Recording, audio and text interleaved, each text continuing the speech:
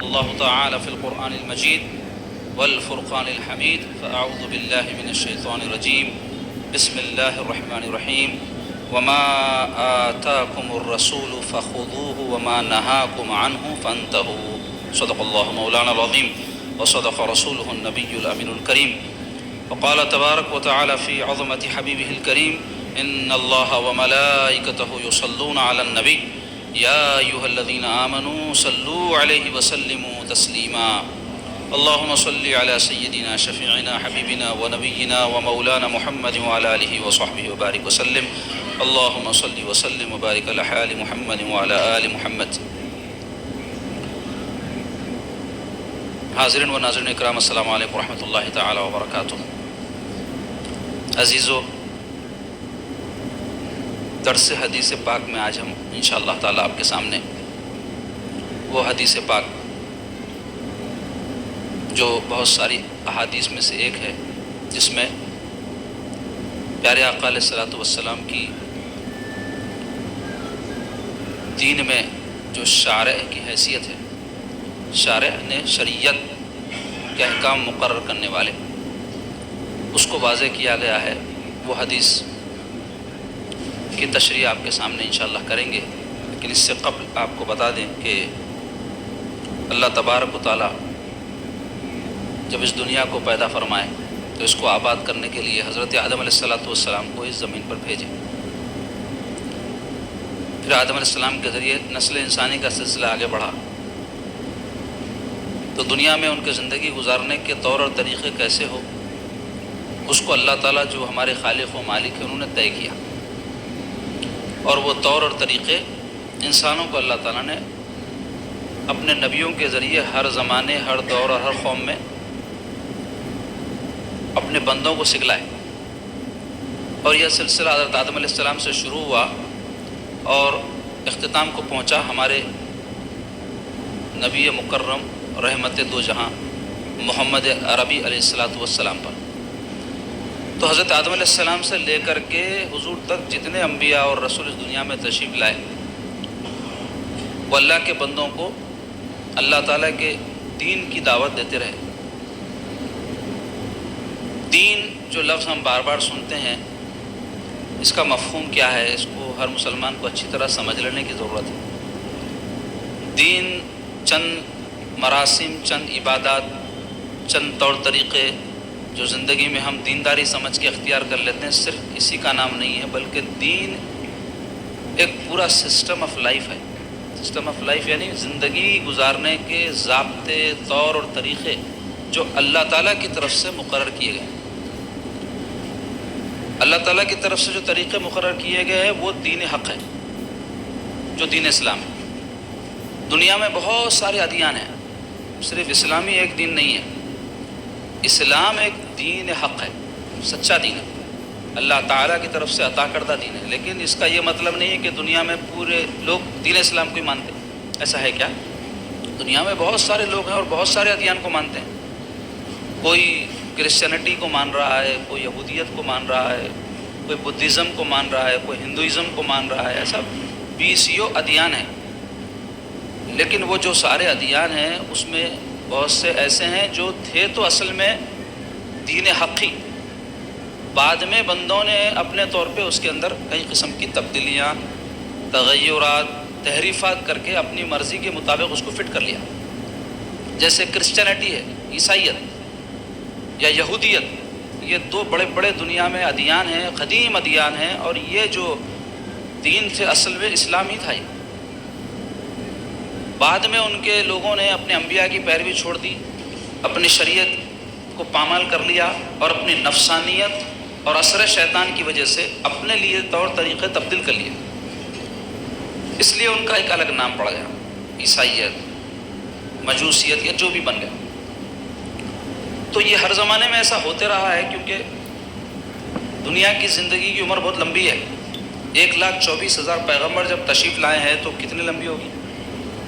تو ایک پیغمبر تشریف لاتے تھے، دین میں جو خرابیاں لوگ پیدا کر لیتے تھے اس کو صحیح کر دے کے اپنی قوم میں جو لوگ مخلص ہوتے تھے ان کو بتا کے جاتے تھے، وہ لوگ اس پہ عمل کرتے رہتے تھے، پھر آہستہ آہستہ ان میں خرابی پیدا ہوتی، پھر اللہ تعالیٰ کو اسی دوسرے نبی کو بھیج دیتے تھے۔ لیکن یہ جتنے انبیاء حضور سے پہلے تشریف لائے پوری دنیا کے لیے کوئی بھی نبی بنا کر نہیں بھیجے گئے۔ حضرت آدم علیہ السلام جب دنیا میں تشریف لائے تو ان کی جو نسلیں ان کی حیات تک تھی، آپ ان کے نبی تھے۔ ان کے تشریف لے جانے کے بعد ایک عرصے تک کوئی نبی نہیں آئے تو اللہ تعالیٰ نوح علیہ السلام کو بھیجا، جو پہلے رسول بھی ہیں۔ رسول اور نبی میں فرق یہ ہے کہ نبی جو ہوتے ہیں ان پر وحی تو آتی ہے، لیکن ان کی کوئی اپنی خود کی شریعت نہیں ہوتی، بلکہ شریعت جو ہوتی ہے رسول کی ہوتی ہے۔ تو رسول جو ہوتے ہیں وہ نبی بھی ہوتے ہیں۔ ہر رسول نبی ہوتا ہے لیکن ہر نبی رسول نہیں ہوتے، یہ فرق سمجھو آپ۔ تو رسول کی اپنی شریعت ہوتی ہے، تو اگر کسی رسول کے بعد کوئی نبی تشریف لائے دوسرے رسول سے پہلے، تو وہ اپنے سے پہلے رسول کے دین کو لوگوں میں عام کرتے ہیں۔ جیسے حضرت موسیٰ علیہ السلام اللہ کے نبی اور رسول دونوں تھے، کیونکہ ہر رسول نبی ہوتا ہے۔ تو آپ کو اللہ تعالیٰ نے ایک شریعت دی تھی، ایک کتاب دی تھی توریت، اس کے تحت پورے احکام تھے۔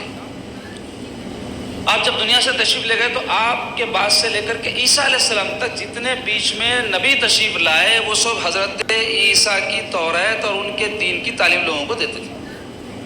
جب حضرت عیسیٰ تشریف لائے تو رسول بنا کر بھیجے گئے۔ اب ان کو کیوں بھیجا گیا رسول بنا کر؟ اس لیے کہ حضرت موسیٰ کی شریعت میں تحریفات ہو گئی تھی، حضرت موسیٰ کی شریعت میں خرابیاں ہو گئی تھی، ان کے دین میں لوگ تبدیلیاں کر لیے تھے۔ تو عیسیٰ علیہ السلام آ کر اس دین کی اصلاح کیے، اصل پر اس کو لے کے گئے، اور اس زمانے کے اعتبار سے قوم کو جو پروگرام کی ضرورت تھی، جو احکام کی ضرورت تھی، جو ضابطوں کی ضرورت تھی، وہ عطا کی۔ پھر حضرت عیسیٰ علیہ السلام آسمانوں پر زندہ اٹھا لیے گئے۔ 500 سال کا عرصہ گزرنے کے بعد کوئی نبی نہیں آئے تھے، حضور علیہ السلام کو اللہ تعالیٰ دنیا میں بھیجے، اور حضور خاتم النبیین بن کر تشریف لائے، اور ایسا دین لے کر کے آئے کہ قیامت تک اس دین کے اندر کوئی تبدیلی نہیں ہو سکے گی، کوئی چینجز نہیں ہو سکیں گے، کوئی تحریف کرنا چاہا تو کر نہیں سکے گا۔ دین حق ایسا کہ اب حضور کے بعد کوئی قیامت تک نہ نبی ہے نہ کوئی رسول ہے۔ تو یہ کچھ دین کے بارے میں ضروری بات ہے جو ہر مسلمان کو پتہ ہونی چاہیے۔ تو دین ایک ہی ہے جو اللہ کی طرف سے عطا کردہ ہے، وہ اسلام۔ اب باقی جو ادیان ہیں اس میں کئی تو ہیں جو تھے دین اسلام ہی سے متعلق، لیکن بعد میں ان میں خرابی ہو۔ کئی ایسے دین ہیں جو اللہ کے عطا کردہ ہے ہی نہیں، لوگوں نے بنا لی، جیسے بدھزم ہے، گوتم بدھا نے بنا لیا۔ ہندوؤں کے اندر جو بھی ان کے ضابطے، ان کا دین، ان کا طریقہ ہے، وہ انسانوں کے بنائے ہوئے ہیں، خدائی دین نہیں ہے۔ ایسے ہی اور بے شمار ادیان ہیں جو انسانوں کے بنائے ہوئے ہیں۔ اللہ تعالیٰ کا عطا کردہ دین تو ایک ہی ہے، وہ ہے اسلام۔ ان الدین عند اللہ الاسلام، قرآن میں اللہ تعالیٰ فرماتے ہیں بے شک دین اللہ کے پاس اسلام ہے، کوئی اور دین نہیں۔ تو عیسائیت بھی اصل میں اسلامی تھا، یہودیت بھی اصل میں اسلامی تھا۔ جتنے آسمانی کتابوں کے ماننے والے، جن کو اہل کتاب کہتے ہیں، وہ اصل میں اسلام ہی کے ماننے والے تھے۔ ان میں جب خرابیاں ہوئی تو اللہ تعالیٰ دوسرے رسولوں کو بھیج کر ان کی اصلاح کروائے، اور وہ خاتمہ ہو گیا حضور پر۔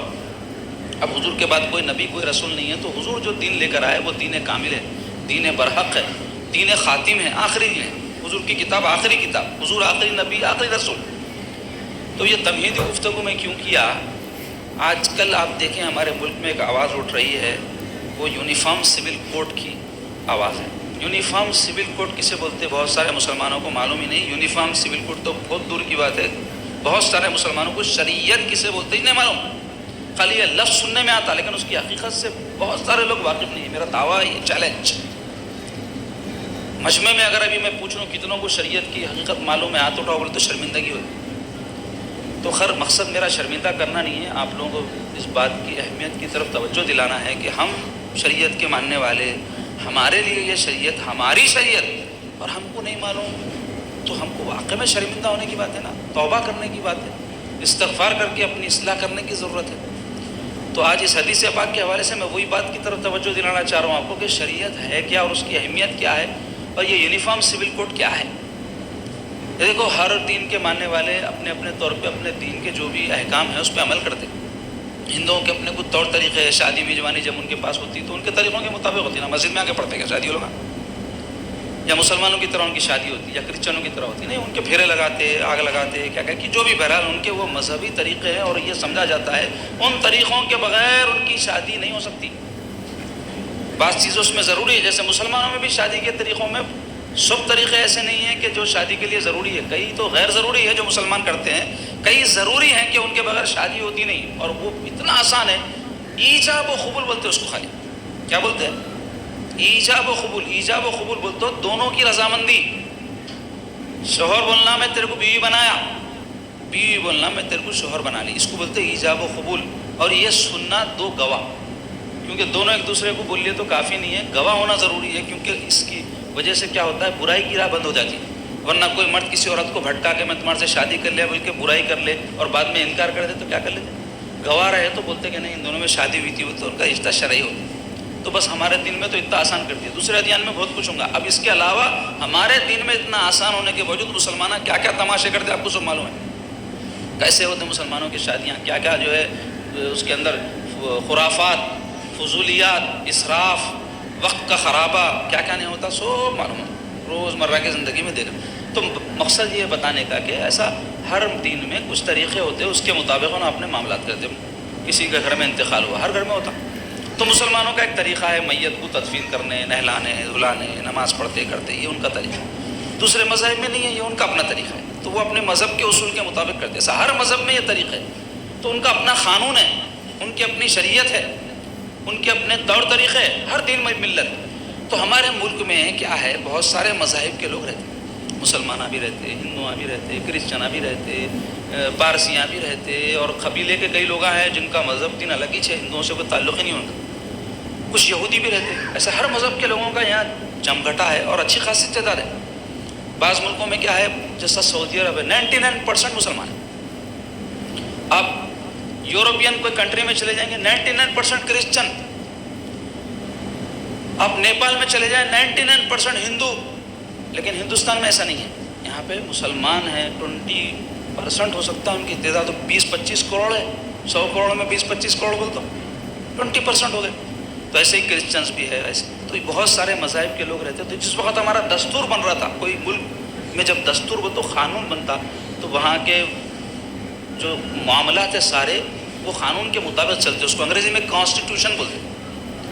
تو اس میں دیکھے کانسٹیٹیوشن بنانے والے کہ بھئی یہ مذہب اور ملت کے بہت سارے لوگ ہیں یہاں، ہندو بھی ہیں، مسلمان بھی، کرسچن بھی اچھی خاصی تعداد میں ہیں. تو اگر ہم کوئی ایک طریقہ ان کے اوپر قانون کا لاگو کر دیں گے، شادی ایسی کرو پورے مل کے، میت ایسی کرو، میاں بیوی کے جھگڑے ہوئے تو اس کے مطابق ہی فیصلہ ہوں گا، تو لوگوں کو اپنے اپنے مذہب کے اوپر عمل کرنے پریشانی ہوگی. کیونکہ ہندوؤں کے طریقے الگ ہیں، مسلمانوں کے طریقے الگ ہیں، کرسچنوں کے طریقے الگ ہیں. تو جب دستور بنا رہے تھے قانون میں لکھے ہونا، دستور میں یہ لکھے ہر مذہب والا اپنے اپنے مذہب کے مطابق اپنے کام کر لے. یہ ہے ہمارا دستور. لیکن اب کیا ہوا، ہمارے ملک میں فرقہ پرستی بہت ہو گئی، نفرت عام ہو گئی، مسلمانوں سے دشمنی عام ہو گئی. تو اب جو دشمن ہیں وہ چاہتے ہیں کہ مسلمانوں کے جو قوانین جس پر انہوں اپنے مذہب کے مطابق عمل کر کے مطمئن تھے کہ ہماری شادی ہمارے احکام کی روشنی میں شریعت کی ہو رہی، ہمارے گھروں میں موت مٹی ہمارے شریعت کے احکام کی روشنی میں ہو رہی، ہمارے دوسرے جو معاملات ہیں زندگی کے معاملات ایک دین کا بڑا حصہ ہے، لین دین ہے، شادی میزبانی ہے، بچوں کے جو ہے حصے بٹے ہیں، یہ سب چیزوں اس کے تحت آتی. تو ہم اپنے دین کے مطابق کر لے سک رہے ہیں، اور کوئی اختلاف ہوا تو ہمارے دین کے احکام کی روشنی میں عدالت فیصلہ کرتی بول کے مطمئن تھے. ایسے ہی ہندو اپنے قانون پہ مطمئن تھے، عیسائی اپنے قانون پہ مطمئن تھے. تو اب یہ جو تعصب پسند ہے اور یہ جو فرقہ پرست ہے، یہ چاہتے ہیں کہ شریعت کے احکام پہ جو مسلمان عمل کریں نہیں کرنا. ان کو نفرت ہے شریعت سے، ان کو چڑ ہے. کیوں ہے چڑ؟ شریعت کے ہمارے احکامات ایسے ہیں جو لوگوں کو اٹریکٹ کر دے. مسلمانوں کی آج کل شادیاں غیر اسلامی طریقوں سے ہونے سے لوگوں کو اٹریکٹ نہیں کر رہی. ورنہ اگر شرعی احکام کی روشنی میں جس سادگی سے شادی کرنا ہے، اگر کوئی ذرا سمجھدار عقل مند آدمی اس کو دیکھا تو انہیں بولتا ہے کتنا اچھا دین ہے جی، اس کے اندر شادی کا کتنا آسان طریقہ ہے، نہ ہنگ لگتی نہ پھٹک رہی، خالی ایجاب و قبول ہے. مرد آدمی کو چاہیے اپنی بیوی کو کچھ رقم دے جس کو مہر بولتے، 2 گواہ، یہ سب کاروائی دیکھ لینا، گھر کو لے کے چلے جانا. تو اٹریکٹ کرتی ہے چیز. مسلمانوں کی عبادتوں کے طریقے اٹریکٹ کرتے، اس میں خرچہ نہیں ہوتا کچھ بھی. آدمی منہ ہاتھ دھونا جس کو وضو بولتے، اللہ کے سامنے آ کے ٹھہر جانا، اللہ اللہ کرنا، گھر کو چلے جانا. تو یہ چیزیں اٹریکٹ کرتے. تو ان کو چڑ ہوئی اس سے. ان کو بول رہے ہیں ارے ہمارے لوگ پورے ان کی طرف چلے جا رہے ہیں، یہ دین پھیل رہا ہے. تو اس کو دبانے کے واسطے کیا کرنا چاہ رہے ہیں، یہ سب ختم کر دینا چاہتے ہیں اور ایک قانون سب کے لیے لاگو کرنا چاہتے ہیں. اس کو بول رہے ہیں یونیفارم سول کوڈ. یونیفارم بول تو ہر ایک کے لیے ایک جیسا، سول کوڈ بولے تو دیوانی قوانین کو بولتے. دیوانی قوانین بولتے جو کرمنل قوانین نہ ہو. قوانین کی دو قسمیں ہیں, ایک کرمنل ہے ایک سول ہے. کرمنل بولتے مار پیٹ, لڑائی جھگڑا, قتل خون غارت گیری, اس کا ایک الگ قانون ہے. ایسے ہی یہ لین دین میں کوئی اختلافات ہو جائے, میاں بیوی میں اختلافات ہو جائے, یا اور بھی کوئی زمین جائیداد کے جھگڑے ہو جائے, اس کو بولتے ہیں سول قانون. تو دو قسمیں یہ قانون کی. تو کرمنل قانون کو تو وہ لوگ اپنی مرضی سے پورا لاگو کر لیے. پورے ملک میں ایک ہی ہے کرمنل قانون, اسلامی قوانین نہیں ہے اس میں, کیونکہ اسلامی قوانین میں تو قتل کا بدلہ قتل ہے. تو کہاں کرتے مجرم کو قتل یہاں قید میں ڈالتے, زیادہ سے زیادہ وہ بھی جرم ثابت ہوتا ہے جو ہوتا نہیں یہاں پہ, قتل کر کے بھی مزے میں پھرتا ہوں. ایسے ہی چوری کا ہمارے پاس سزا کیا ہے, ہاتھ کاٹنا. کاٹتے ہاتھ ہمارے پاس نہیں کاٹتے نا. تو شرعی قوانین نہیں ہے یہاں کرمنل میں. سول میں وہ بھی خاندانی جھگڑوں میں, میاں بیوی کے معاملات میں, بچوں کے ترکے بٹے کے معاملے میں ہم اپنی شریعت کے احکام پہ عمل کر رہے تھے, وہ بھی لوگوں کو اچھا نہیں دکھ رہا. تو لوگ بول رہے ہیں کہ ہم ایک ایسا قانون لائیں گے جس میں کوئی شریعت وریعت کے احکام نہیں, پورے ملک کے بسنے والے وہ قانون کے تحت چلیں گے. تو مسلمانوں کو, ہندوؤں کو, کرسچنوں کو, سب کو اس پہ اعتراض ہے. کیوں؟ اپنے اپنے قوانین چھوڑ دینا پڑیں گا ان کو. ایک ہی جب قانون بن جائیں گا تو وہ قانون پہ عمل کرنا پڑے گا. تو اس سے ہمارا دین مسلمانوں کا خراب ہو جائے گا, دوسرے مذہب والوں کا بھی دین خراب ہو جائے گا. کہ ہمارے پاس تو اہمیت اس واسطے ہمارے قوانین کی کہ ہمارا یہ ایمان ہے کہ یہ جو قوانین جس پہ ہم عمل کر رہے ہیں, شادی کے معاملے میں, حصے بٹے کے معاملے میں, طلاق وغیرہ کے معاملے میں, یہ ہمارے اپنے بنائے ہوئے نہیں ہے, اللہ رسول کے دیے ہوئے ہیں. تو اگر ہم اس کو چھوڑیں گے تو اللہ رسول کی نافرمانی ہو جائے گی. یہ بیس ہے ہمارا. تو وہ کیسا ہے بیس, یہ حدیث پاک میں آ رہی ہوگا. تو یہ حدیث پاک سمجھانے سے پہلے یہ بات ضروری تھی جو آپ کو سمجھانا. اب حدیث پاک سنو, اس کا ترجمہ سنو, پھر تفسیر سنو. تو پہلے حدیث پاک کا عربی متن سن لو. بسم اللہ الرحمن الرحیم. وعن عبد الله بن عمرو رضی اللہ عنہ وقال قال رسول اللہ صلی اللہ علیہ وسلم لا يؤمن احدكم حتى يكون هواه تبعا لما جئت به رواہ فی شرح السنہ. یعنی یہ حدیث پاک شرح السنہ نام کی حدیث کی کتاب میں نقل کی گئی. ترجمہ کیا ہے حدیث پاک کا؟ حضرت عبداللہ ابن عمر رضی اللہ تعالیٰ عنہ سے روایت ہے. انہوں نے کہا رسول اللہ صلی اللہ علیہ وسلم نے فرمایا, غور سے سنو, تم میں سے کوئی شخص اس وقت تک مومن نہیں ہو سکتا جب تک کہ اس کی خواہش تابع نہ ہو جائے اس دین کے جو میں لے کر آیا ہوں. کیا فرما رہے سرکار؟ مفہوم اس حدیث کا کہ تم میں کا کوئی بھی مومن نہیں ہو سکتا جب تک کہ میں جو دین لے کر آیا ہوں دل سے اس کو نہ مان لے. ایک ہوتا ہے مجبوراً ماننا, کئی ہے مسلمان مجبوراً مان لیتے, جان تو بھائی اللہ کا حکم ہے, نہیں مانے تو گناہ ہوتا. ایک رہتے اللہ کا حکم ہے, فرق ہے نا اس میں, نہیں مانے تو کیسا ہوں گا, ایسا رہتا. تو حضور فرما رہے ہیں کہ تم میں کا کوئی مومن نہیں ہو سکتا. تو اب علماء لکھے کہ کیا کافر ہو جائیں گا مومن نہیں ہوا تو بولے کہ اس کا معنی یہ ہے کہ تم میں کا کوئی پکا مومن نہیں ہو سکتا, سچا مومن نہیں ہو سکتا جب تک کہ وہ سرکار کے لائے ہوئے دین کو دل و جان سے نہ مان لے. مسلمان تو رہیں گا, خارج اسلام نہیں بولیں گے, اس کو کافر نہیں بولیں گے. اب نہیں ماننے کی بھی دو صورتیں ہوتی ہیں عزیزوں. ایک ہوتی اعتقاداً نہ ماننا, ایک ہوتا عملاً نہ ماننا. اعتقاداً نہ ماننا کیا ہے؟ میں نہیں مانتا معاذ اللہ شریعت کو, کافر ہو جاتا. میں نہیں مانتا اللہ رسول کے حکم کو, کافر ہو جاتا. ایک ہوتا میں مانتا ہوں اللہ کو, میں مانتا ہوں رسول کو, مگر یہ مسئلے میں نہیں مانتا. مگر اس کی مثالیں ہیں چند, جیسے ترکے کا مسئلہ ہے. ترکے کا مسئلہ بولے تو کوئی شخص مر گیا تو اس کی جائیداد, اس کا پیسہ, اس کی چیزیں, اس کے بیوی بچوں یا جو بھی حقدار ہیں ان میں تقسیم ہونا, اس کو ترکہ بولتے. تو مسلمانوں میں کوئی مر گئے بعد میں, مرنے والے کا جو بھی بچا کچا رہتا, مال دولت گھر جائیداد جو بھی, وہ تقسیم کرتے اس کے ورثہ میں, بیوی میں, بچوں میں, یا جن کا حق نکلتا. کیونکہ ہر ایک کو ضروری نہیں ہے بیوی رہے مرے وقت, ہر ایک کو ضروری نہیں بچے رہے تو انہوں نے رہے تو کس کو ملنا, برابر کسی نہ کسی کو ملتا, اس کو ترکہ بولتے. تو اس میں ہمارے پاس کیا کرتے, شریعت کے احکام ہے پورے. کوئی شخص مر گیا تو بیوی کو اتنا دینا, بچوں کو اتنا دینا, ان کو اتنا دینا, ان کو پورا طے ہے, قرآن سے طے ہے, اس میں کسی کو انکار نہیں ہے. لیکن کیا مرتے ایسا بانٹ لیتے مسلمان؟ کہاں بانٹتے, نہیں بانٹتے, لڑتے. آپ دیکھو کئی جنوں کے پہلوانوں کے پاس جھگڑے پینڈنگ ہے, باپ دادا کی جائیداد کے, میرا اتنا تیرا ہوتا. کئی جو ہے لوگوں کے عدالتوں میں پینڈنگ ہے, کئی پولیس ناکے, کئی غنڈہ گردیاں چلتے رہتے ترکے کے بارے میں. تو کیا ان کو کافر بولیں گے؟ جبکہ کلیئر طور پہ لکھا ہوا ہے کہ بیوی کو اتنا ملے، شوہر کو اتنا ملے، تو جھگڑا کیا ہے پھر بھائی؟ اتنی چیزیں ہیں. کوئی مفتی کہنے جا کے بولے بابا مر گئے، یہ چھوڑ کے گئے، اماں مر گئے، یہ چھوڑ کے گئے، کیا حصے ہوتے؟ پیپر پہ لکھ کے دے تم، بیٹے کا اتنا، بیٹی کا اتنا، اس کی قیمت کیا ہوتی مقرر کرو، وہ حساب سے جو پرسنٹیج نکلتا وہ تقسیم کر لو. کوئی جھگڑا ہی نہیں ہے. لیکن اتنا آسانی سے سیٹل ہوتا ایشو نہیں ہوتا، لڑتے. تو کیا جو نہیں مان رہے ہیں ایسا اللہ رسول کے حکم کو، سب کچھ کلیئر کٹ موجود ہونے کے باوجود اس پر عمل نہیں کر رہے، تو کیا اس کو بھی کافر بولیں گے؟ تو علماء بولے نہیں، کافر نہیں بولیں گے اس کو، گناہ کبیرہ کر رہا انہیں. کافر اس وقت بولیں گے جب انہیں یہ بول دے کہ 1/6 اگر بیوی کا حق ہے تو میں نہیں مانتا، بیوی کو 1/10 دینا چاہیے، تو کافر ہو جائے گا. کیونکہ اللہ تعالیٰ بولے 1/6 دو، یا جو بھی ہے 1/6 بولے تو 1/6 ہی نہیں ہے مراد بول رہا ہوں. یا بچے کو ڈبل دو، بچی کو سنگل دو، میں نہیں مانتا، میرے کو ڈبل دینا نہیں ہے. بھائی کو بہن بول رہی، یا بھائی بول رہا بہن کو دینا ہی نہیں ہے حصہ، بھائی کو دیوں میں، باوا شادی کر دی ہے ان کی، باوا کی جائز میں اب کو حصہ، باوا کا خرچہ شادی میں بھی کریں گے، حصہ بھی لیتے، ایسا بولتے. حالانکہ ایسا نہیں ہے. شادی پہ بچی کا اگر خرچہ ہوا ہے تو بچے پہ بھی پالنے کا خرچہ ہوا، پڑھائی کا خرچہ ہوا. کئی ڈنگرے ایسے 30 سال 35 سال کے ہوتے کام نہ کرتے، باپ ہی پالتا، تو پھر اس کو حصہ کو دینا، مرے بعد حصے کو بٹھاتا. تو بہرحال بتانا ہے چاہ رہا ہوں کہ ایسی جو ہے ہمارے پاس کوتاہیاں، ایسی ضلالتیں ہیں، تو ایسا کرنے والے کو کیا کافر بولیں گے؟ تو بولیں نہیں، کافر نہیں بولیں گے، پکا مسلمان نہیں ہے.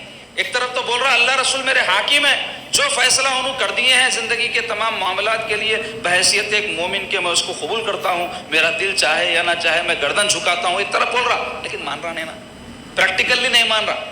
اعتقاداً بول رہا میں مانتا ہوں، انکار نہیں کر رہا، اب اللہ بولے بھائی رسول بولے بول رہا، لیکن جب بات آ جاتی عمل کی تو نہیں کر رہا. تو عمل نہ کرنے کی وجہ سے اسلام سے خارج نہیں کریں گے، درجہ گر جائیں گا اس کا، پکا مسلمان نہیں ہے بولیں گے. تو یہاں جو آیا لا یؤمن احدکم، تم میں کا کوئی بھی مومن نہیں ہو سکتا، تو مومن نہیں ہو سکتا وہ تو کافر ہے. تو یہاں مومن نہیں ہو سکتا سے مراد کیا ہے؟ تو شارحین لکھے کہ مراد کامل مومن نہیں ہے، پکا مومن نہیں ہے. ایک معنی یہ بھی ہے. دوسرا ایک معنی یہ ہے کہ سرے سے ہی اللہ رسول کو نہ مانے تو وہ تو کافر ہی ہے. حضور جو دین لے کر آئے کہ میں دین کو نہیں مانتا رسول اللہ صلی اللہ علیہ وسلم کے، معاذ اللہ، تو انہیں مسلمان کہا ہے، تو انہیں تو بالکل ہی خارج ہے. وہ بھی ایک معنی ہے. لیکن جہاں بات کوئی مسلمان کی آئے اور وہ نہ مانے اللہ رسول کے احکام کو، تو اس کو کافر نہیں کہیں گے. اللہ کو تو مان رہا، رسول کو تو مان رہا، دین کو تو مان رہا، قرآن کو تو مان رہا، چند احکام کا انکار عملاً کر رہا ہے، اعتقاداً نہیں کر رہا. تو اس میں سے بعض مسائل ہے ہمارے پاس معاشرے میں، جیسی ایک مثال تو ترکے کی دے دیا میں آپ کو. روز جھگڑے ہے، آپ ذرا اپنے خاندان میں، محلے میں یا اخباروں میں ٹٹول لو، آپ کو ملتے ایسے. جبکہ شریعت میں احکام فکس ہے، معلوم ہے. باپ زندہ ہے، بیٹا مر گیا تو اس کو اتنا ملنا، اماں کو اتنا ملنا، اماں باوا نہیں ہے تو بچوں کو اتنے ملنا. جاؤ مفتی صاحب کنے سو چارٹ ہے اس کا، اور وہ چارٹ مفتی صاحب کا بنا ہوا نہیں ہے. پہلے یہ بھی سمجھ لو. لوگ کیا سمجھتے ہیں مفتی صاحب ایسا وہ فتویٰ دے دیے، انہوں نے سمجھے نہیں ہمارے مسئلے کو. بولتے مفتی صاحب کو کچھ سمجھنا سمجھانا نہیں ہے، آپ کو سمجھنا ہے. مفتی صاحب سمجھے ہوئے آدمی ہے، دیندار ہے، ان کو سب معلوم. آپ ان کے پاس جب گئے تو ان کے پاس چارٹ رہتا پورا. کوئی آدمی مر گیا تو بیوی کو کتنا ملنا، جو زندہ ہے ان میں کس کا حق بنتا، کس کا نہیں بنتا، بنا کے دے دیتے آپ کو. اب آپ ڈاکٹر کچھ بول رہے ہیں، ڈاکٹر صاحب یہ ہری گولی کے گولی کے، کالی کے گولی کے، پیلی کے گولی کے، بولتے تو کوئی بولیں گے بیوقوف ہے. یار تو ڈاکٹر ہے، گیا کے گوبڑے تو ان کے پاس. جب گیا تو سمجھ کے جانا تھا کہ انہوں جو بھی تیرے کو تجویز کریں گے وہ جاننے والے آدمی ہے، سب جان لے کے ان سے تو بول رہا یہ کہیں کو کرے وہ کہیں کو کرے، مطلب بدماشی کی بات آئیں. تو اس میں کئی ہمارے مسلمان مبتلا ہیں، اس کی وجہ سے ان کے گھروں میں سکون نہیں. تو حضور کیا فرما رہے ہیں کہ جب تک کہ اس کی خواہش، یہ ایسا کیوں ہوتا جو خلاف کرتے ہیں احکام کے؟ خواہش کی وجہ سے، اپنی نفس کی وجہ سے. نفس بیچ میں آ کے بولتا تیرے کو فائدہ کم ہو رہا، جبکہ اگر دیندار ہے تو بولنا چاہیے فائدے کو میں لات مارتا ہوں. اللہ رسول کے حکم کو ماننے سے بڑا کوئی فائدہ ہے؟ اللہ رسول کے حکم کے آگے گردن جھکانے سے بڑا کوئی فائدہ ہے؟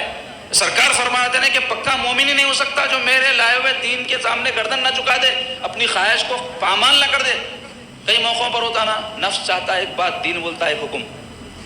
تو ہم اگر نفس کی طرف چلے جا رہے ہیں تو پکے مومن نہیں ہیں. نفس کو پامال کر کے اللہ کے رسول کا یہ حکم ہے، بلکہ اگر اس حکم کو مان لیں تو پکے مسلمان. ختم پہ ایسی چیزیں آتی زندگی میں، آپ غور کرو. اللہ تعالیٰ کو میرے کو ضمیر دیا، اور یہ ضمیر جب تک زندہ ہے آپ دیندار ہے، ضمیر مر گیا تو بے دین ہو جائے. تو اپنے غور کرنا کہ دیکھو بھائی شریعت کا یہ حکم ہے، میرا دل یہ بول رہا. پھر کئی چیزیں ایسی رہتی ہیں اس میں ہمارے کو معلومات نہیں رہنے سے کنفیوژن رہتا. تو ویسی صورت میں فوری شرعی رہنمائی حاصل کرنا کہ میں جو کچھ کر رہا ہوں یہ مطابق ہے شریعت ہے یا نہیں. شریعت بولتے کسے؟ شریعت کے لغوی معنی تو پن گھٹ کے ہوتے. پن گھٹ بولتے ایسی جگہ جہاں سو بھاگے پانی پیتے. تو شریعت کو پن گھٹ کیوں بولے؟ اس واسطے کہ اس کے احکام ایسے ہیں کہ سب اس پہ عمل کر سکتے ایسے طریقے سے, کیونکہ اللہ تعالیٰ حکیم ہے. اللہ تعالیٰ کوئی حکم جب دیتے ہیں تو بندوں کے لیے ایسا حکم دیں گے جس پر آسانی سے انہیں عمل کر سکے. جو چیز پہ عمل ہی نہیں کر سکتا اللہ ویسا حکم اگر دیے تو پھر دین پہ لوگ عمل کہاں سے کریں گے؟ یہ اور بات ہے کہ ہم اپنے نفسانی کی وجہ سے دین کے احکام کو مشکل بنا لیے. ورنہ 1400 سال سے جو پکے مسلمان ہیں کیا اس احکام پہ عمل نہیں کر رہے ہیں؟ ان کو غلط جو ہے کبھی نہیں دکھانا ہے کہ یہ حکم ایسا کہیں کو ہے, وہ حکم ایسا کہیں کو ہے. کیونکہ آج آواز اٹھائی جا رہی نا, مردوں کو 4 شادیوں کی اجازت کہیں کو ہے, طلاق مردیج کہیں کو دینا, عورت کہیں کو نہیں دے سکتی. تو اعتراض ہے, یہ اللہ رسول کے فیصلے پر اعتراض ہے. جبکہ قرآن کہہ رہا ہے وما كان المؤمن ولا مؤمنة اذا قضى الله ورسوله امرا ان يكون لهم الخيرة من امرهم ومن يعص الله ورسوله فقد ضل ضلالا بعيدا. اس کے معنی کیا ہے آپ کو معلوم؟ کسی مومن کے لیے اور مومن عورت کے لیے یہ روا نہیں کہ اللہ اور اللہ کے رسول جب کسی بات کا فیصلہ فرما دیں تو ان کو اس میں اختیار ہو, تو کہیں کہ نہیں ایسا نہیں, ایسا ہونا چاہیے تھا. اختیار اللہ رسول کو ہے, اور یہی ماننے کا نام ایمان ہے کہ اپنی زندگی کے تمام معاملات کو اللہ رسول کے حکم کی روشنی میں کریں گے. اسی کو اسلام کہا گیا. اسلام کا نام کیا ہے؟ تسلیم. تسلیم بولتے گردن جھکانا. اسلام کے معنی گردن جھکانے کے ہیں. گردن جھکانا بولتے سب منڈی خالی جھکا لینے کو بولتے, کنایا ہے اللہ اس کے رسول کے حکم کے سامنے گردن جھکانے سے, اللہ رسول کے احکام کے سامنے گردن جھکانے, اس کو دل و جان سے مان لینے سے. کیونکہ اللہ تعالیٰ کیا فرما رہے ہیں؟ فلا وربك لا يؤمنون حتى يحكموك فيما شجر بينهم ثم لا يجدوا في انفسهم حرجا مما قضيت ويسلموا تسليما. غور کرو کیسی زبردست یہ آیت ہے جس میں اللہ تعالیٰ فرما رہے ہیں فلا وربك, قسم ہے آپ کے پروردگار کی. اللہ تعالیٰ قسم کھا کے فرما رہے ہیں. کیا فرما رہے ہیں؟ لا یؤمنون, وہ ہرگز مومن نہیں ہو سکتے. حتی یحکموک, یہاں تک کہ آپ کو حاکم نہ بنا لیں. حاکم بول تو جو فیصلہ آپ کریں اس کو ماننا. اللہ تعالیٰ فرما رہے ہیں کہ ہرگز وہ مومن نہیں ہو سکتے اس وقت تک جب تک کہ آپ کو حاکم نہ بنا لیں. فیما شجر بینہم, اپنے تمام جھگڑوں میں, اپنے تمام مسئلوں میں حضور کو جب تک حاکم نہ بنائیں, اللہ فرما رہے ہیں کہ وہ مومن نہیں ہو سکتے. خالی لا الہ الا اللہ محمد رسول اللہ کہہ کے آسانی سے نہیں سر رکھ سکتے. لا الہ الا اللہ محمد رسول اللہ کے تقاضے ہیں, اس میں کا اولین تقاضا یہ ہے اللہ اس کے رسول کو, جہاں ہم اللہ کو معبود, رسول کو رسول مانتے, وہیں حاکم بھی ماننا کہ ہمارے زندگی کے تمام معاملات میں فیصلے کا حق ہم کو نہیں اللہ کو ہے. اور اللہ نے کر دیا فیصلہ اپنے نبی کے ذریعے کہ تم کو یہ کرنا ہے, یہ کرنا ہے, یہ کرنا ہے, یہ نہیں کرنا ہے, یہ نہیں کرنا ہے, یہ فیصلہ ہے. اس کو نہ مانے تو اللہ تعالیٰ فرمائے, قرآن ہے یہ تو, یعنی اسی آیت کی یہ حدیث تشریح ہے ایک طرح سے, جس میں اللہ تعالیٰ فرما رہے حتیٰ یحکموک فیما شجر بینہم. اچھا صرف ایسا نہیں ہے کہ آپ کو حاکم مانے, ارشاد ہو رہا ہے ثم لا یجدوا فی انفسہم حرجا, اور آپ اگر کسی بات کا فیصلہ فرمائیں تو ان کے دل میں ذرا سا حرج نہ ہو. حرج بولے تو ذرا سا دل میں براس نہ آئے, ذرا سا خیال نہ کریں کہ حضور ایسا فیصلہ کیوں فرمائے, اللہ ایسا حکم کیوں دیے, شریعت میں ایسا کیوں حکم ہوا ہے, ذرا سا بھی اس میں دل میں خیال نہ آئے. اور فرما رہے ہیں مما خضیت, کیا فرما رہے, کیا حرجم فی انفسہم مما خضیت, جو کچھ آپ فیصلہ فرمائیں, ویسلموا تسلیما, نہ صرف یہ بلکہ دل و جان سے اپنی گردن اس کے سامنے جھکا دیں, اس فیصلے کے سامنے. یہ آیت کب نازل ہوئی آپ کو معلوم؟ اس کا شان نزول ہے. شان نزول بول تو کوئی آیت نازل ہونے کے پیچھے واقعہ تفسیروں میں لکھا ہے کہ مدینہ شریف میں جب سرکار تشریف لائے تو وہاں پر جو ہے حضرت زبیر حضور کے پھپھیرے بھائی ہیں, ان کا ایک باغ تھا, اور مدینے میں جو ہے بارش سے باغوں کو سینچتے تھے. ایسا پانی کے نلوں کا اس کا نظام اس زمانے میں کہاں تھا, تالابوں سے اس سے جو ہے پانی لانا بھرنا, تالابوں میں اس میں چھوڑنا کھیتوں میں, یا پھر زیادہ تر بارش کی وجہ سے کھیت سیراب ہوتے تھے. آج بھی ہمارے ملک کے بہت بڑے حصے ایسے ہیں جہاں فصلیں بارش کی وجہ سے اگتی ہیں, نہ ہوگے تو نہ بارش نہ ہو تو وہ فصلیں نہیں اگتی. تو حضرت زبیر کا پہاڑ کے اونچے حصے پہ باغ تھا, اور ایک انصاری صحابی, مدینہ کے ایک صحابی تھے, ان کا باغ جو ہے ان کے بعد تھا. تو ہوا یہ کہ جب بارش ہوئی تو وہ انصاری صحابی میں تو زبیر میں اختلاف ہو گیا پانی کو لے کر کے. تو وہ حضور کے پاس آ کر اپنا مسئلہ رکھے کہ یا رسول اللہ زبیر کا ایسے باغ ہے جو اوپر ہے اور ان کا باغ نیچے ہے انصاری کا، تو پانی کس طرح استعمال کرنا چاہیے یہ حکم فرمائیے۔ تو حضور پاک صلی اللہ علیہ وسلم حکم فرمائے کہ چونکہ زبیر کا باغ اوپر ہے تو پانی ان کے پاس پہلے آئے گا، تو ان کا حق ہے اس میں، اس لیے وہ جو چاہے کر سکتے ہیں، لیکن حضور فرمائے ایک کام یہ کرو زبیر، تم کو اپنے باغ کے لیے جتنا پانی ہونا ہے لے لیے، بعد جو بچ جائے وہ انصاری کو دے دو۔ یہ احسان تھا، احسان، یہ حق نہیں تھا کس کا؟ انصاری کا۔ لیکن جب حضور یہ فیصلہ فرمائے تو وہ جو شخص تھے ان کے دل میں یہ خیال آیا کہ حضور اپنے پھپھیرے بھائی کے حق میں فیصلہ کرتے ہیں، چونکہ حضرت زبیر حضور کے پھپھیرے بھائی ہے، اس لیے حضور ان کو پانی بھر کے انہوں استعمال کرے بعد مجھے دیو بلکہ حکم فرمائے۔ تو ایسی بات جب ان کے دل میں آئی، کسی کے سامنے اظہار کیے یا نہیں کیے نہیں معلوم، لیکن یہ آیت نازل ہوئی جس میں اللہ تعالیٰ فرما رہے ہیں، کیا فرما رہے ہیں ابھی آپ سنیں، فلا وربک، آپ کے پروردگار کی قسم ہے، لا یؤمنون، وہ مومن ہو ہی نہیں سکتے، کون؟ حتی یحکموک فیما شجر بینہم، یہاں تک کہ وہ اپنے تمام معاملات میں آپ کو حاکم بنائیں اور آپ جس بات کا فیصلہ فرما دے دل و جان سے اس کو قبول کر لے، تب ہی پکے مومن ہوں۔ تو یہ سب باتوں سے پتہ کیا چلا عزیزو؟ یہ پتہ چلا کہ ہم کو ہر حال میں اگر رضا و رغبت کے ساتھ مان رہے ہیں تو پکے مومن ہیں، نہ بھی مان رہے ہیں رضا و رغبت سے تو مسلمان رہنا چاہتے ہیں، تو اللہ رسول نے جو شریعت ہم کو دی ہے اس کو قبول کرنا ہے۔ تو اس میں شریعت کے معنی پنگھٹ کے ہے، لیکن شریعت کے معنی اصطلاح میں یہ ہے کہ قوانین شریعت کی۔ تو شریعت کے قوانین بہت سارے، عقائد میں بعض باتیں قوانین کی صورت رکھتے ہیں، ایسے ہی معاملات میں بعض باتیں قوانین ہیں ہمارے سرکار جو آپ کو عطا کی ہے جس کو شریعت بولتے ہیں، یہ کرو یہ مت کرو، ایسے کرو ویسے کرو۔ تو اس میں سے ایک مسئلہ تو میں ترکے کا بتایا جو شریعت سے ثابت ہے، اس میں کیا کیا کرتے ہیں۔ دوسرا مسئلہ ہے طلاق کا، شریعت بولی کہ غیر ضروری عورتوں کو طلاق نہیں دینا۔ کتنے مرد ہے شریعت کا حکم پامال کرتے ہوئے غیر ضروری عورتوں کو طلاق دیتے ہیں۔ شریعت بولی کہ طلاق کے اندر جو ہے جو بھی احکام ہے اس کے، 3 طلاق جب ہو جائے تو اس کے بعد غیر ہو جاتے ہیں، لیکن کتنے مسلمان ایسے ہیں کہ وہ غیر مخلدوں کے پاس جا کے اپنی نفسانیت کی خاطر، حضور فرمانا جب تک کہ اس کی خواہش میرے دین کے تابع نہ ہو جائے، اپنی خواہش کی خاطر، اپنے نفس کی خاطر جا کے ان کے فتوے کے مطابق کیا کر رہے ہیں، طلاق 3 دیے بعد بھی میاں بیوی بن کے رہ رہے ہیں، زنا ہوتا نہیں معلوم، اپنے مسلک کو محض اپنے نفس کے لیے چھوڑ دے۔ اس کے علاوہ کیا کرتے ہیں کہ کئی عورتیں ہیں طلاق ہو جانے کے بعد بولتے ہم نہیں مانتے۔ اللہ رسول جب اس کے اندر آپ کو حکم فرمائے کہ طلاق الفاظ کے ساتھ جب کوئی دے دے تو میاں بیوی باقی نہیں رہتے، تو کوئی اگر یہ کہے میں نہیں مانتی، یا اس کے ماں باپ کہیں کہ ہماری بچیوں کو طلاق دیتے ہم نہیں مانتے، کتنی بری بات ہے۔ جو کیا ہے اگر ظلمن کیا ہے تو گناہگار ہے، لیکن احکام کی روشنی میں دیا ہے تو گناہگار بھی نہیں ہے، لیکن آپ نہیں ماننے سے آپ خارج اسلام ہو جاتے، نہیں معلوم لوگوں کو۔ اس کے علاوہ دیکھیے 4 شادیاں ان کی ہمارے دین میں اجازت ہے، مگر اس میں بھی مرداں باز بے اعتدالی کا شکار ہے اور وہ سمجھتے کہ ہمارا حق ہے، یہ اجازت ہے، لیکن ہر چیز جو جائز ہو کیا وہ آپ بکثرت استعمال کر سکتے ہیں کیا؟ مثال کے طور پہ جیسے 4 شادیوں کی اجازت ہے، گوشت کھانے کی بھی اجازت ہے۔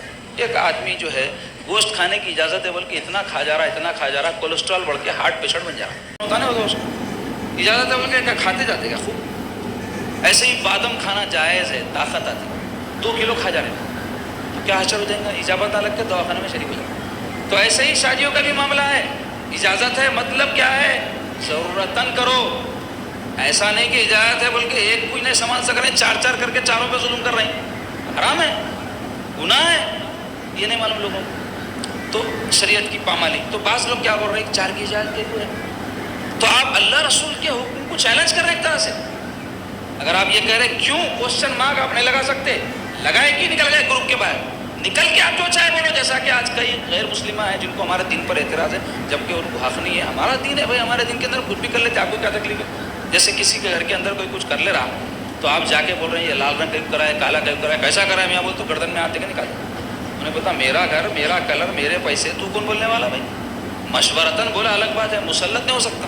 تو ایسے ہی ہمارے دین کے اندر بھی مسلط ہونے کی کوشش کر رہے ہیں، ہم کبھی ان کے دین میں مسلط نہیں ہوئے، تو یہ خرابی ہے ہمارے پاس جو اس وقت پیدا ہوئی۔ اس کے علاوہ اور کیا ہے، شوہر کو اللہ تعالیٰ فضیلت دی ہے ہمارے دین میں، بیوی پر اس کو مختار بنا ہے۔ تو کئی عورتیں جن کو غیر مسلم لوگ بھڑکا رہے ہیں یا ان کے ساتھ کوئی شوہر ظلم کرا تو شوہر کی حیثیت کو چیلنج کر رہے ہیں، بول رہے ہیں کہ مردوں کو کوئی اختیار ہے عورتوں کیوں نہیں ہے؟ تو یہی سوال پلٹ کے ان سے بھی ہو سکتا ہے کہ اگر عورتوں کو اختیار دے دیا جائے تو عورتوں کو کیوں ہے, مردوں کو کیوں نہیں ہے؟ کوئی سوال نہیں ہے, سوال پہ سوال ڈالنا بولتے ہیں. تو مردوں کو اس لیے اختیار ہے کہ اللہ اس کے رسول نے دیا ہے, مردوں نے خود نہیں دے لیا.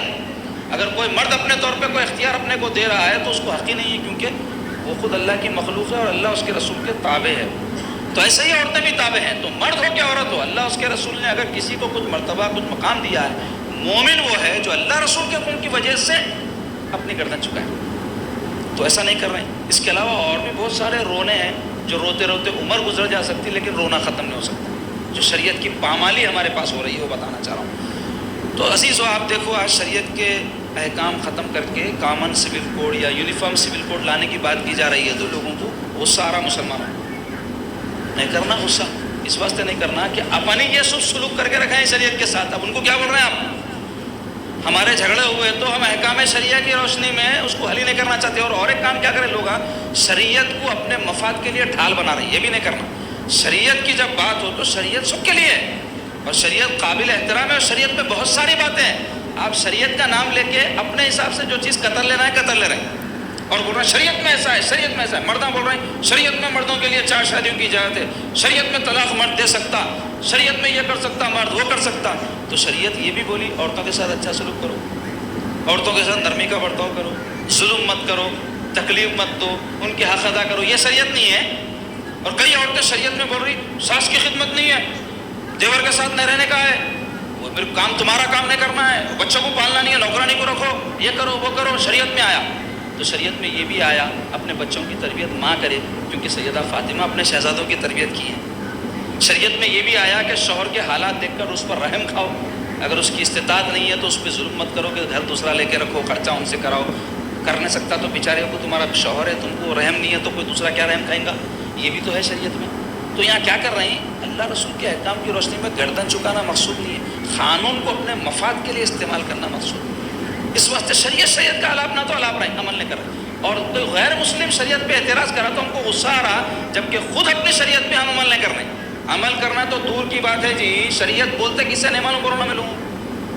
شریعت بولتے کسے, قوانین جو دین ہم کو دیا ہے, شادی میزبانی کے قوانین, طلاق کے قوانین, حقوق کے قوانین, عبادات کے قوانین. کس کو معلوم نہیں معلوم, سیکھتے ہیں تو کیا معلوم. شریعت ہم کو ہماری نہیں معلوم اور دوسروں کو ہم لڑنے ٹھہر جا رہے ہیں کہ میری شریعت, ہماری شریعت, ہمارے رسول کا حکم. افسوس کی بات ہے. تو پہلے خود شریعت ہم کو سیکھنا چاہیے, اس کی خود ہم کو قدر کرنی چاہیے, اس کے احکام پہ خود ہم کو پہلے عمل کرنا چاہیے اور اللہ کا اس پر شکر کرنا چاہیے کہ اللہ تعالیٰ نے ایسے اصول اور ضابطے ہم کو عطا فرمائے جس سے ہماری دنیا کی بھی بھلائی ہے, آخرت کی بھی بھلائی. آج دنیا میں ہماری جو رسوائی ہو رہی ہے, جو ذلت ہو رہی ہے, جو ہم کو جگہ جگہ نقصان پہنچایا جا رہا ہے, ہماری اہمیت وزن جو ختم کر دیا گیا ہے, اس کی بنیادی وجہ یہ ہے کہ ہم نے خدا رسول کے دامن کو چھوڑ دیا. احکام کو پامال کرتے ہم خود, میں وہ بتا رہا ہوں, اس پہ عمل نہیں کرتے. دوسروں کا کیا گیلا کریں. یونیفارم سول کوڈ ہوگا تو مسلمانوں کوئی فرق پڑنے والا نہیں, میں بول رہا ہوں آپ کو, اس پہ بھی عمل کر دیں. اس پہ بھی عمل نہیں کریں گے, کیوں؟ اس پہ جب عمل نہیں کر رہے تو اس پہ کیا کرتے جی. یہ تو ہمارا اللہ رسول کا قانون ہے نا عطا کردہ, اس پہ جب ہم نہیں کر رہے ہیں تو اس پہ کیا کرتے. مگر جب جوتے کھائیں گے, کیوں؟ قانون بن جائے گا نا, تو قانون پہ عمل نہیں کریں گے تو جوتے کھائیں گے. اب شریعت پہ عمل نہیں کرتے کوئی جوتے مار رہے ہیں. کوئی فتویٰ نہیں مانا مولوی صاحب کا, شریعت کی روشنی میں تو کوئی مارنے والا ہے, کوئی قید کرنے والا ہے, سزا دینے والا ہے نہیں ہے. مگر جب جوتے کھائیں گے اس واسطے کہ جو بھی قانون بنے گا اس پہ عمل کرنا پڑے گا, نہیں پڑے تو جیل ہو جاتے, نہیں پڑے تو سزا ملتی, اس واسطے اس پہ عمل کرنا پڑے گا. تو اللہ تعالیٰ خود ہم کو ہماری حرکتوں کی وجہ سے, شریعت کی ناقدری کی وجہ سے, شریعت کی پامالی کی وجہ سے دوسرے قوانین کے حوالے کر دے رہا اور ذلیل و رسوا کر رہا. توبہ کرنے کی ضرورت ہے. تو عزیزو, احکام شریعہ سیکھو, زندگی گزارنے کے سلیقے طریقے ہمارے دین نے کیا سکھائے ہیں سیکھو, اس کے مطابق اپنے شادی میزبانیاں, اپنے اچھے برے, اپنے معاملات, اپنی زندگی, اپنے تعلقات رکھو. تو اس سے ہم کو اللہ قوت عطا فرمائے گا جو ہمارے اسلاف کو عطا کیا. ساری دنیا میں ہماری شریعت کی وجہ سے ہمارا ڈنکا بجا, آج اس کو پامال کرو. اللہ تعالی ہم سب کو نیک توفیق عطا فرمائے, شریعت کی قدردانی کرنے کی توفیق عطا فرمائے, شریعت کے احکام پہ عمل کرنے کی توفیق عطا فرمائے. اور اے اللہ, یہ آپ کی شریعت ہے, آپ اس کی حفاظت فرمائیے. اب آئیے فقہی مسائل.